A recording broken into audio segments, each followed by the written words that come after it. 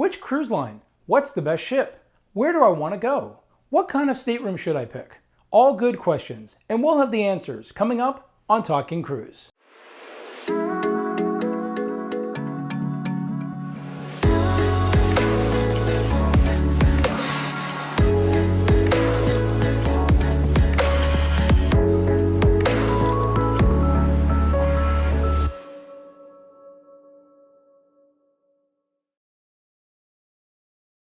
Hi, I'm Chris Cardona.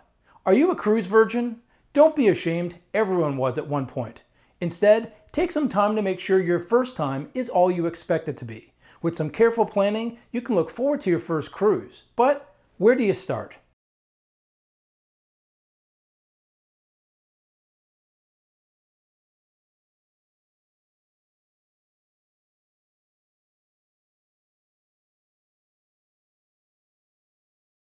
Before you even start looking for a cruise, the first thing you should ask yourself is, what are you looking to get out of it?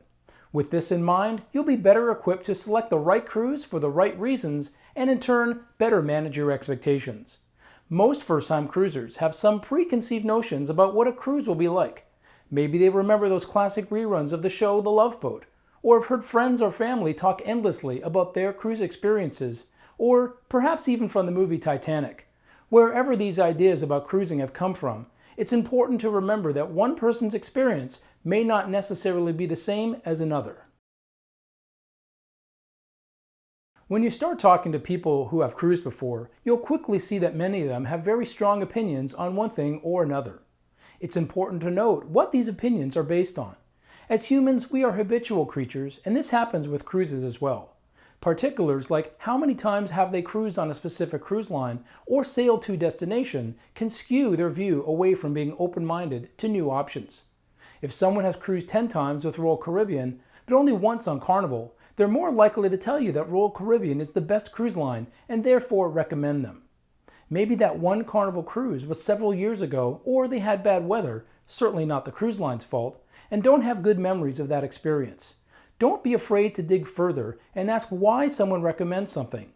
As much as possible, compare apples to apples, ships similar in size, features, or age, and gather opinions from several people and sources. There are many online review websites, and reviews for a specific ship or cruise line can number in the hundreds or more. Finding an honest review is not too difficult. However, just like speaking to people you know about cruises, online reviews are subjective. Case in point, I've read online reviews from people that have cruised on the same exact ship and date as me, and their experience was so different than mine that I had to wonder if we really took the same cruise. Whether it's food, service, entertainment, activities, or yes, even the weather, people use these online forums to vent and complain just about everything. Just because you've never cruised before doesn't mean you need to forget about what you've enjoyed on previous vacations. While cruising offers you the unique experience of being able to see multiple places in one vacation without packing and repacking, there are many similarities to traditional land-based vacations.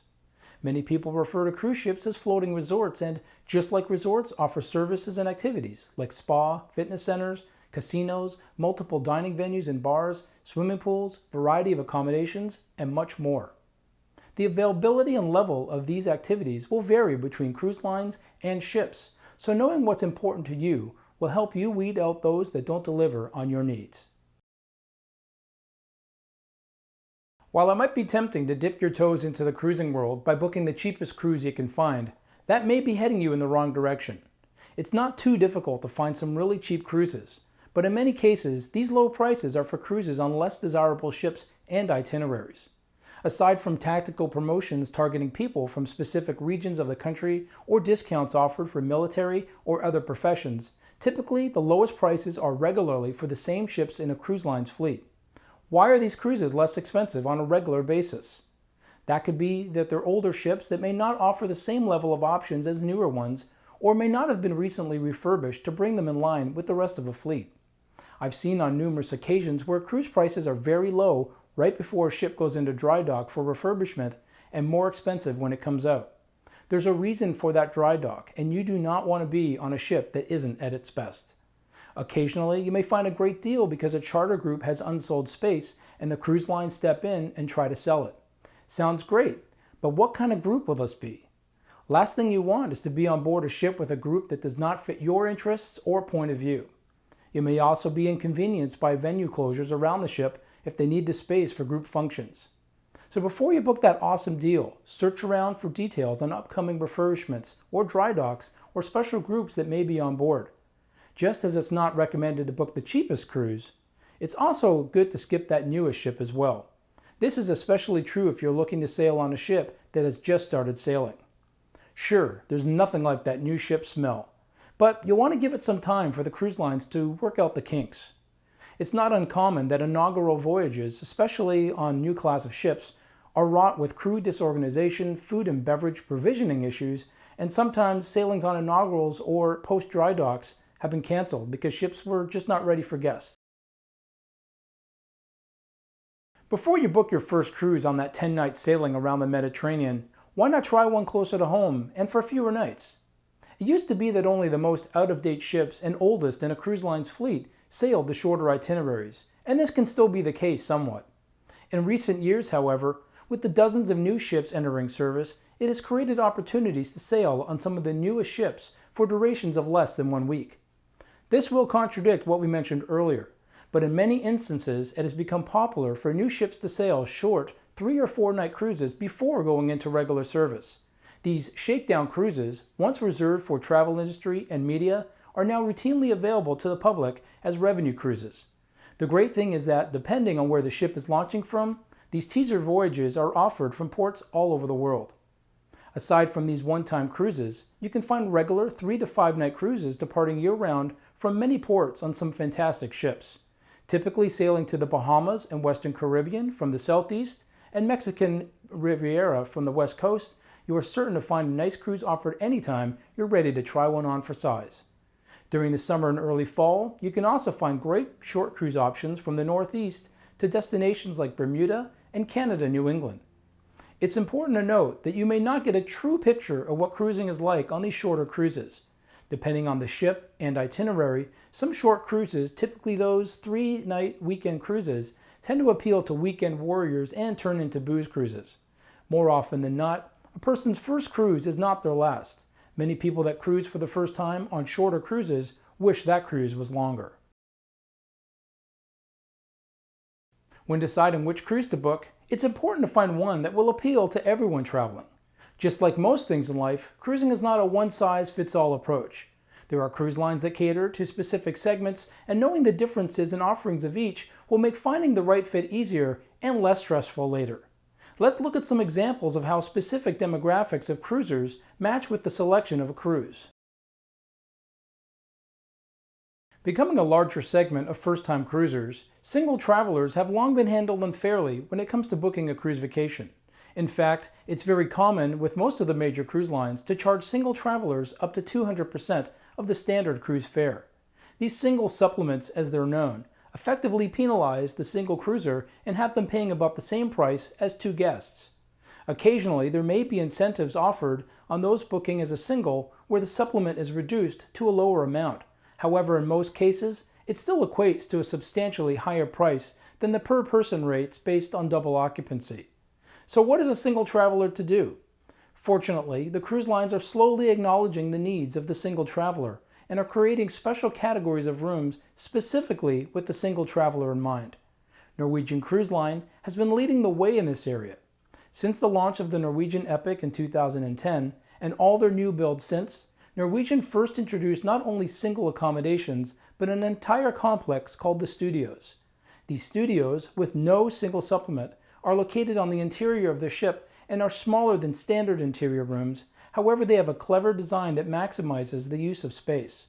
Studio guests also have access to the Studio Lounge, where guests can mingle with other solo travelers, have a drink, or watch the big game on the big screen TV.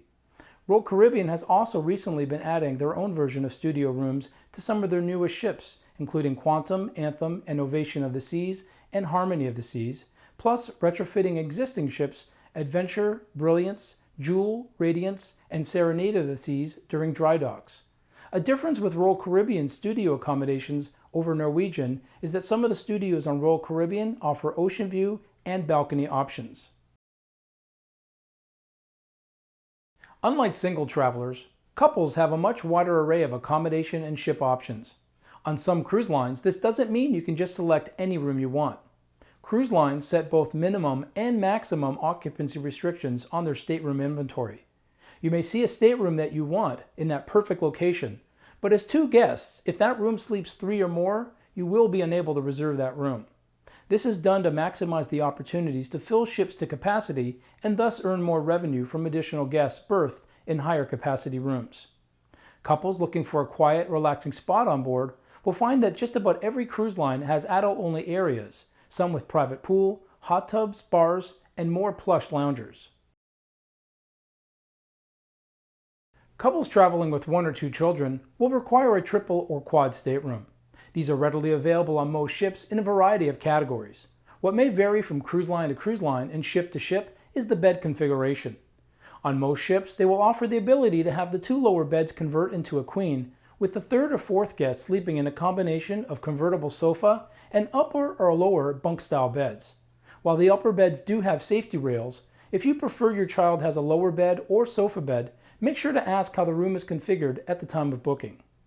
In certain instances, if a room is maxed out for 4 guests with 2 upper beds, it may prevent the 2 lowers from being converted into a queen. While it is common for the 3rd and 4th guests to be at a reduced rate of the first 2 guests, during high demand or holiday cruises, you may find that the 3rd and 4th rates are higher than the first 2 guests. If this is the case and you are a family of 4, you may want to consider booking 2 rooms, possibly connecting, as it will inevitably be less expensive. Plus, there is the bonus of getting 2 full rooms with all lower beds and an extra bathroom. Traveling with 5 or more can be challenging, especially when younger children are part of the mix. There are basically 2 options when it comes to finding accommodations for 5 or 6 people. A readily available option would be 2 staterooms, which could be adjoining, side by side, or connecting. For families of 5, this would require 1 double and 1 triple stateroom, and for 6 could be either 2 triple staterooms or 1 double and 1 quad. Another popular option, if the children are older, would be to get a nicer room for the parents in an ocean view or balcony, with the children in an interior stateroom across the hall.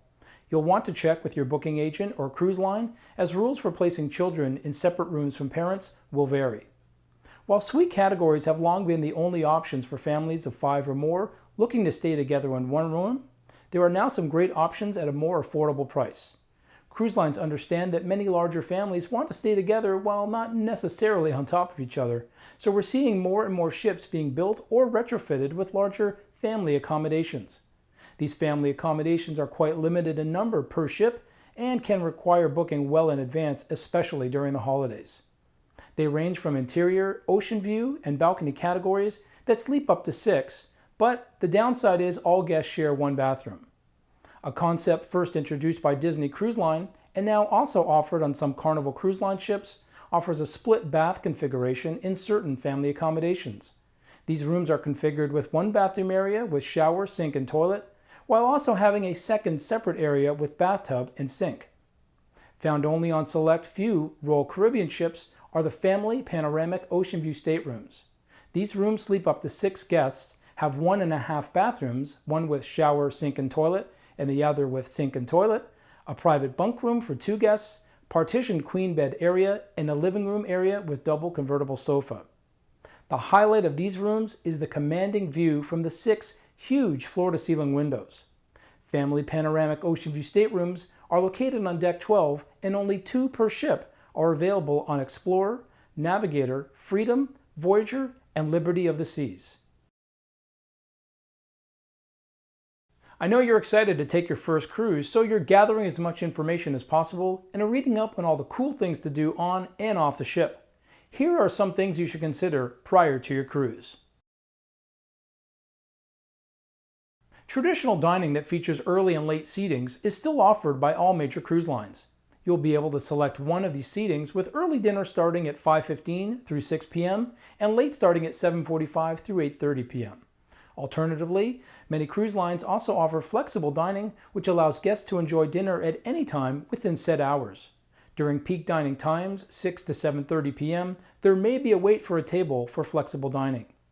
The earlier you book, the better the chance that you will get your preferred dining time. If your preferred dining time is unavailable when you book your cruise, request to be placed on a dining wait list. If the wait list is not clear before your cruise, try to speak to someone at the main dining room as soon as you board your ship.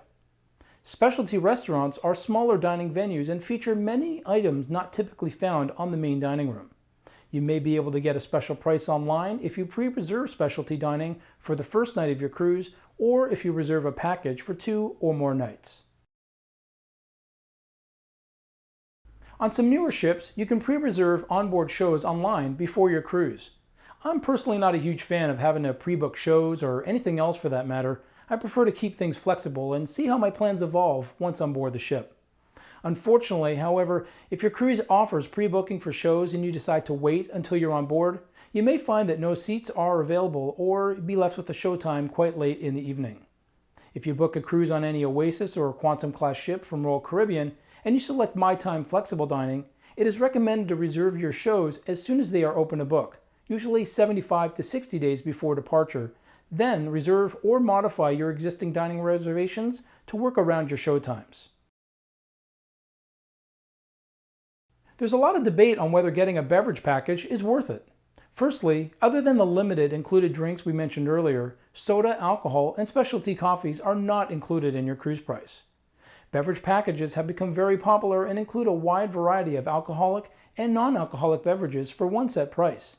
The question of, is it worth it, really comes down to an individual's drinking habits. There's no disputing that drink purchases on cruise ships can add up very quickly.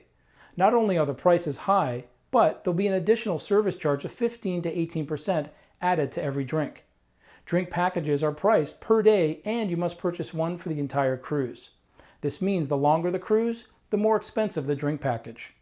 Here's some guidance before purchasing a beverage package. The number of sea days and days in port is a very important thing to take note of. It is very likely that on days in port you will not be consuming as many drinks. Therefore, on port-intensive itineraries such as the Mediterranean, the value of a package may not be to your advantage when you factor in the missed opportunities for consuming drinks while off the ship. One thing to note, if your cruise visits a private island, your drink package may be accepted while ashore, so this would count like another day on the ship. Another factor to consider is your tolerance to drink the same amount every day for the duration of your cruise. On short cruises of 3 to 4 nights, many people would have no problem maintaining a high level of consumption of alcoholic beverages, while on a longer cruise of a week or more, the consumption is likely to catch up with you at some point. Drink packages also generally include some rather costly non-alcoholic beverages like premium coffees and teas, bottled water, and fresh juices. If you regularly drink these types of beverages in addition to beer, wine, or cocktails, then there may be even more value in a beverage package for you. Lastly, since cruise lines have been offering discounts if you pre-purchase a beverage package before your cruise, it may help your decision to know in advance how much the drinks you like will cost you on board. Onboard drink menus with pricing are readily available online from many sources, or you can ask your booking agent. Dozens of shore excursions will be offered for every port you visit on your cruise. While the availability of some can be limited, generally you can book these on board your cruise. If there is something you would really like to do and be disappointed if it was sold out, it is suggested to pre-book online before the cruise. Another benefit to pre-booking shore excursions is avoiding the lines on board the ship, as they can get very long. Some cruise lines allow you to change your selection of excursions up to 24 hours before your scheduled tour. As an alternative to excursions offered by cruise lines, there are many reputable, independent excursion companies that allow you to book some of the same tours for less money or with more inclusions. Just like everything else we've covered, spa treatments can be pre-booked online before your cruise. However, it's very common to be offered special prices from the spa on board, usually for when the ship is in port and they're less busy. Again, if you know in advance that you want to have a massage or other treatment on a specific day and time, you may want to pre-book. Appointments for spa treatments for the entire cruise get booked very quickly by the first and second day, so book as early in the cruise as possible. If you are traveling with kids, here are some important things to know. Except for Carnival Cruise Line, all major cruise lines require children to be at least 3 years of age and fully potty trained to join the supervised kids programs on board. Carnival Cruise Line accepts children starting at 2 years of age, and they will change diapers if needed. These great programs included in the cost of your cruise allow parents to drop off their children knowing that they will be constantly supervised and participate in some engaging activities. For those with children under 3 years of age, many lines offer a nursery or babysitting program where parents can leave their children in the care of professionals and pay on a per-hour basis. For parents wanting to have a special dinner or time alone during their cruise, reservations with the nursery should be made in advance. Thank you for watching this week's show. We welcome your comments and questions, and don't forget to subscribe for more Talking Cruise.